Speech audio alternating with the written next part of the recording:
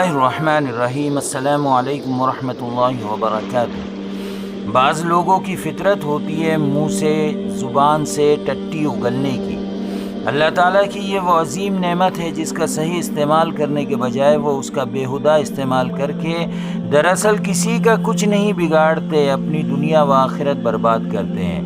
بالآخر دیر سویر ایسی زبانیں خدا کی طرف سے دنیا والوں کے لیے عبرت بنا دی جاتی ہے۔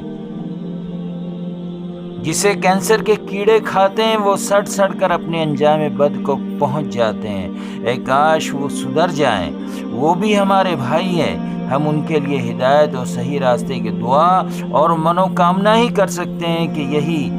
مذہب اسلام کی تعلیم ہے۔ اخلاق و کردار کی طاقت ہی سے کٹر اسلام دشمنوں نے اسلام کو عزت بخشی ہے،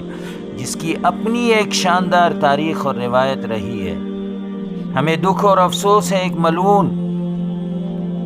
جو اپنے آپ کو مسلمان کہتا ہے قرآن پر، اور دوسرا وہ منحوس جو حضرت محمد صلی اللہ علیہ وسلم پر مسلسل ہذیان بک رہا ہے۔ وہ قرآن جس کی حفاظت کی ذمہ داری خود اس کے خالق نے لی ہو،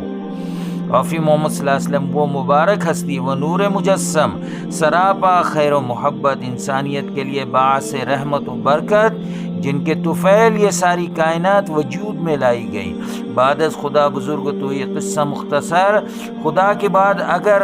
زمین و آسمان میں جن و انس کے علاوہ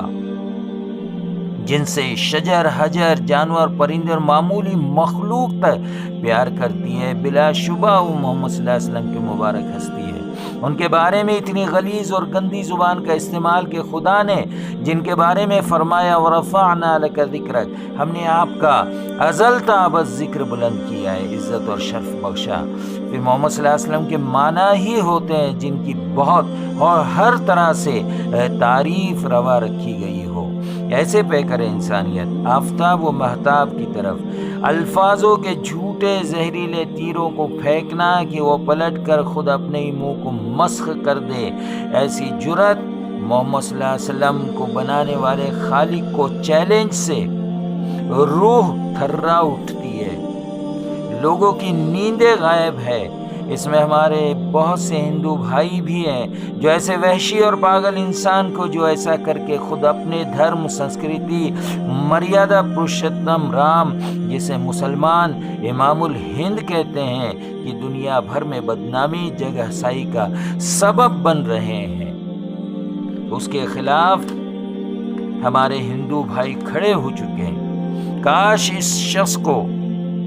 معلوم ہوتا اور یہ اسلام کا صحیح طریقے سے ادھین کرتا تو اس کو معلوم ہوتا کہ خدائے وحدہ لا شریک لہو کو چیلنج کرنے والے، خدائی کا دعویٰ کرنے والے کس قدر عبرتناک انجام سے دوچار کر دیے گئے۔ زمین پر انہیں نشان عبرت بنا دیا گیا۔ فرعون، حامان، شداد، نمرود ایک لمبی فہرست ہے، ایک لمبی لسٹ ہے۔ محمد صلی اللہ علیہ وسلم کی ذات گرامی کو نشانہ بنا کر یہ بھی ممکن ہے اس فہرست میں شامل ہو جائے۔ یہ اسلام اور مسلمانوں کا رتی برابر بھی بال بیکا نہیں کر سکتا، لیکن دیر سویر اپنی مٹی ضرور پلید کرے گا اگر یہ اپنی گھٹیا حرکتوں سے باز نہ آیا تو، کیونکہ قرآن کی توہین کرنے والے نعوذ باللہ کارٹون بنانے والے بعد میں تائب ہو گئے، اپنی حرکتوں پر نادم ہوئے اور سچے دل سے اسلام کی تعلیمات سے بہرہ ور ہوئے۔ دوستو، یہ تو ہوئی غیروں کی بات، اب رہی مسلمانوں کی بات، تو یہ افتاد، یہ مصیبت مسلمانوں پر اس لیے پڑی ہے کہ خود انہوں نے اللہ کے احکام، رسول اللہ صلی اللہ علیہ وسلم کی مقدس تعلیمات اور سنت و شعار کو بھلانے، اپنی مجرمانہ غفلت، احساس کمتری کا آج تک بالواسطہ طور پر مذاق اور تماشا بنانے میں کوئی کسر نہیں چھوڑی اور چھوڑ رہے ہیں۔ ہم غیروں کو کیا بولیں؟ اس گھر کو آگ لگ گئی گھر کے چراغ سے،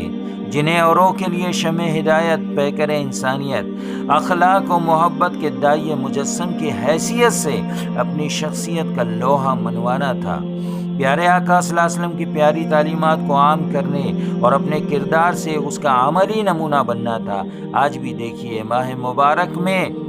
بے غیرتوں اور بے شرموں کی طرح ان کے گھر رقص و سرور سے آباد ہیں۔ ٹوپی پہن کر کھلے عام کھانے پینے ان کے نوجوانوں کو دیکھیے، کہ یہ مہاماری کے اس موقع پر بھی، کورونا کی اس مہاماری میں بھی، مستی، بیہودگی، آوارگی، فحش گیری، موبائل میں غرق، ورق ریزی، نماز سے دوری، دینی تعلیم سے محرومی، اسلام اور محمد صلی اللہ علیہ وسلم کے نام پر جذباتی سطح پر سب کچھ کرنے کے لیے تیار، سر کٹانے، لڑنے، بھیڑنے، مگر ایسی پیاری، سچی، صحیح قرآن اور احادیث جیسی مقدس کتاب و سنت سے، جنہیں انسانیت کی رہنمائی کے بجائے افسوس صد افسوس ان کا مزاج آج مسلکی، گروہی، جماعتی عصبیت کے بنا پر اس طرح بنا دیا گیا یا بنایا جا رہا ہے کہ کسی کو اسلام سے کوئی مناسبت نہیں، اس کی اشاعت کی تڑپ، درد و سوز و غم نہیں کہ نسل نو طاغوت کے طریقوں پر خوشی اور اسے اپنانے میں بجائے ذلت کے فخر محسوس کر رہی ہے۔ نتیجہ یہ کہ دعوت سے محرومی کی ذلت و مسکنت لیے ہم کاسے غدائی آج ان کے در کے بھکاری بن کر رہ گئے۔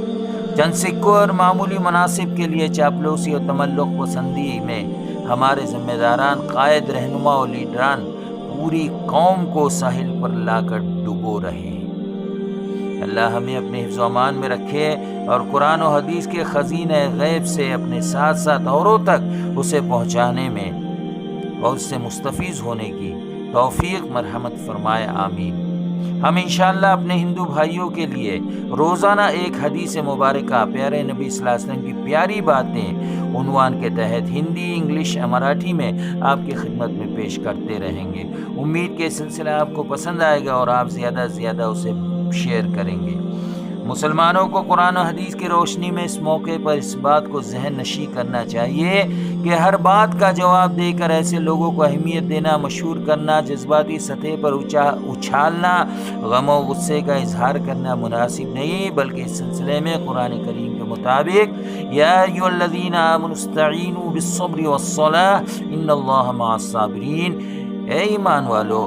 نماز اور صبر کے ذریعے اللہ کی مدد چاہو، بے شک اللہ صبر کرنے والوں کے ساتھ ہے۔ کے علاوہ اللہ کے رسول صلی اللہ علیہ وسلم کی اس حدیث مبارکہ کو بھی مد نظر رکھنا چاہیے کہ آپ صلی اللہ علیہ وسلم نے ارشاد فرمایا، اسلام کا ایک ماتر سندیش دھیرے رکھنا، معاف کرنا اور پارسپرک ایکتا بنائے رکھنا ہے۔ دوستو پیارے نبی صلی اللہ علیہ وسلم اللہ کے انتم سندیش واہک کا پورن جیون اسی ادیش کو سمجھانے میں ویتت ہوا ہے۔ ہم آپ صلی اللہ علیہ وسلم کی تعلیمات کو عام کریں، اس پر عمل کریں، بس یہی ہے ہم سب کی چاہت، خواہش، اور اللہ سے ہدایت کی ہم توفیق مانگیں کہ اللہ تعالی ہمیں اس پر عمل کرنے کی سعادت